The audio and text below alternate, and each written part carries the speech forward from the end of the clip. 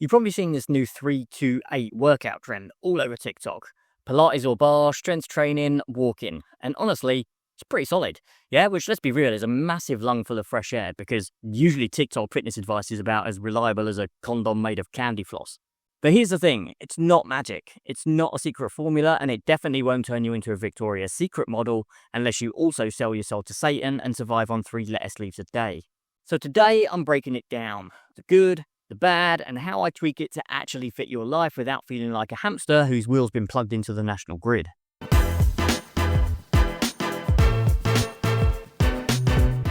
Here's the reality. You're busy. Work, kids, stress, trying to remember the last time you didn't use dry shampoo to avoid washing your hair. You don't have time for some overcomplicated 10-step workout plan where you need 3 different memberships, a reformer machine, and the blood of a virgin. That's why stuff like 3-2-8 goes viral. It looks doable. 3 strength workouts, 2 Pilates sessions, 8,000 steps. Simple numbers, neat little boxes. But neat little boxes don't always fit into real life. Especially when real life looks like chasing the dog around the garden while wondering if wine counts as a post-workout carb source. So here's the plan. I'll break it down. What makes this protocol tick? Give you the actual science, not TikTok science, real science, and then show you how I adjust it for women who are juggling kids, careers, and the kind of stress levels that make you wonder if your duvet qualifies as a workplace. Tweaks that make it more effective, more time efficient, and way more forgiving when life punches you in the ovaries. By the end, you'll know whether 3-2-8 is worth your time, how to avoid the mistakes most people make with it, and how to get the same or better results without the Instagram hype.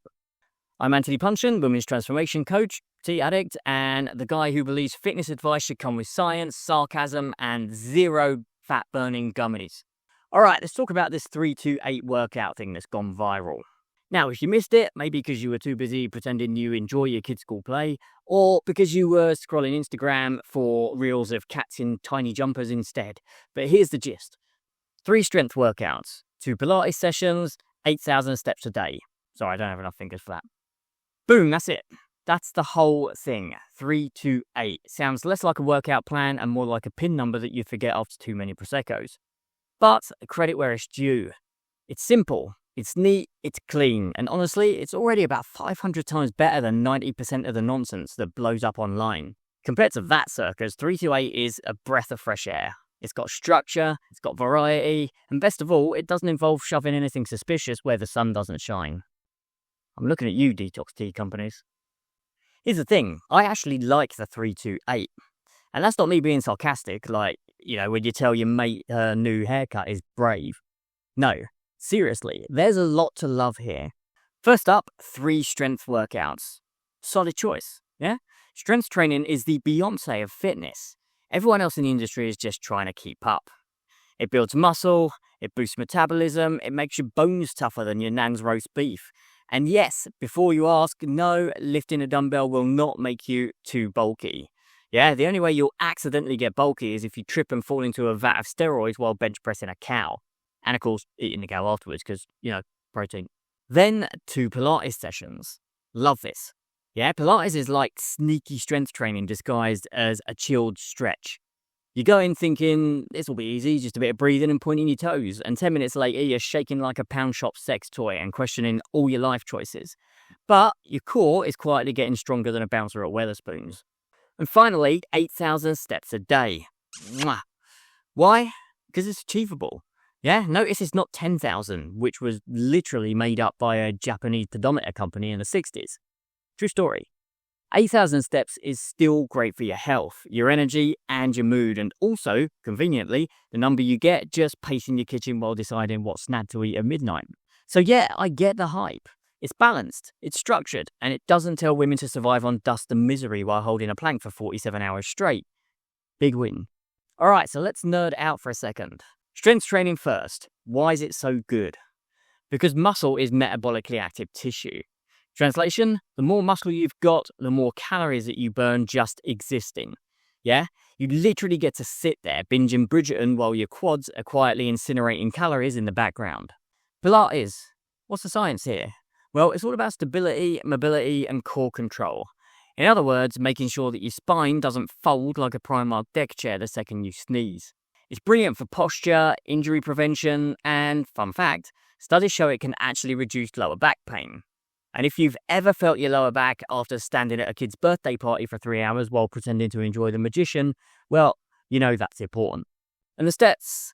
8,000 steps isn't just a number plucked out of thin air. Well, okay, technically it was, but it works. Walking gets your knee up. That's non-exercise activity thermogenesis. Yeah, basically all the calories that you burn not count in formal exercise. So yes, you're fidgeting, you're cleaning, you're mad dash to grab the Amazon parcel before the driver legs it back to the van. That all adds up. Walking equals massive health benefits, zero skill barrier, unless of course you're trying to walk across Lego in the middle of the night. That's a cardio workout, a pain tolerance test, and a religious awakening all rolled into one. So yeah, strength, Pilates, and steps is not witchcraft. It's physiology, biomechanics, and behavioral psychology all holding hands and skipping through a meadow. It just works. Now, quick reminder to like and subscribe before we dive into how we can make it work for busy women and even work better. Why? Because it actually helps fight the YouTube algorithm. It means you'll actually see my new workouts instead of falling into a 2 a.m. rabbit hole of raccoons doing origami. And honestly, you once gave your email to ASOS for 10% off in 2014 and they still won't leave you alone. Compared to that, subscribing here is a bargain. Alright, now let's talk about how I tweak the 328 and why it works even better for you. So, we've looked at what 328 does really well, and I genuinely think it's a fantastic framework. But now let me show you how I tweak it for the women I work with. Not because the original isn't good, it's solid, but because my clients are juggling jobs, kids, stress, and a to-do list longer than a Tesco receipt. You need maximum results, minimum fuss. So here's how I do it. 3 tweaks. 3 simple shifts that make this approach even more effective for real life. Tweak number 1. Strength training becomes metabolic resistance training. Now, traditional strength training is brilliant, yeah? It builds muscle, it's empowering, and it makes carrying the Audi bags in one trip feel like you've just won World's Strongest Mum. But here's the catch with 328. They recommend 45 to 60-minute strength sessions. And let's be honest, who has time for that? Yeah? If you're a busy woman with kids, a job, and a never-ending WhatsApp group about school bake sales, and you do not have an hour to stand around between sets, scrolling Instagram like you're waiting for your kid to finally put their shoes on. That's where my tweak comes in. Metabolic resistance training, or MRT. Yeah? It sounds like a government-funded science project, but really it's just strength training and cardio having a one-night stand. You're lifting weights, or resistance, yes, but you're doing it in circuits with minimal rest, moving from squats to bridges to presses, like you're on some kind of slightly sadistic assault course. And the magic is twofold. Can't believe I just said twofold. Anyway, number 1, you still build lean, toned muscle. That's what shapes your arms, lifts your bum, and makes your legs look less potato storage and more, wow, do you cycle? Number 2, because you're keeping your heart rate elevated, you burn more calories in the session itself. And then, this is the fun part, you get something called excess post-exercise oxygen consumption, yeah? Which sounds like a GCSE biology essay, but basically means your body keeps torching calories for hours after you've finished. Even when you're flat on the sofa, eating popcorn, and telling yourself, just one more episode. So instead of 60 minutes of lift, scroll, you get everything you need in as little as 20 to 30. Strength, cardio, afterburn, done. It's like ordering a pizza and discovering the garlic bread and the ice cream turned up for free. Tweak number 2, rethink your recovery. And yes, core is part of it. Now, don't get me wrong, Pilates is brilliant. I love it. And when I was recovering from a blown disc, it was a massive part of my recovery. It's elegant, it's challenging, and it gives you abs that feel like steel cables under a silk sheet. And when I design MRT workouts, I actually sneak a lot of these same principles in. Things like controlled breathing, bracing your trunk, and training those kind of smaller stabilizer muscles so your six-pack isn't just for show. It's actually useful.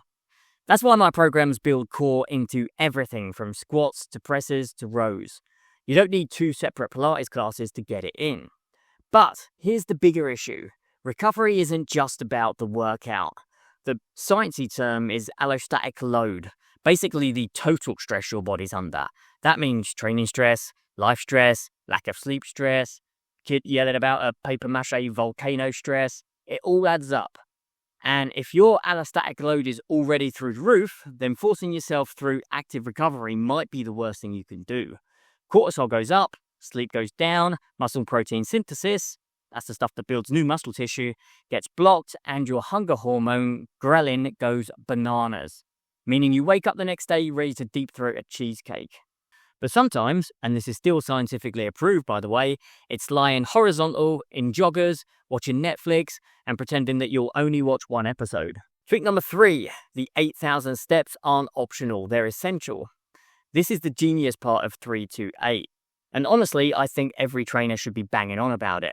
8,000 steps a day is an absolute game changer.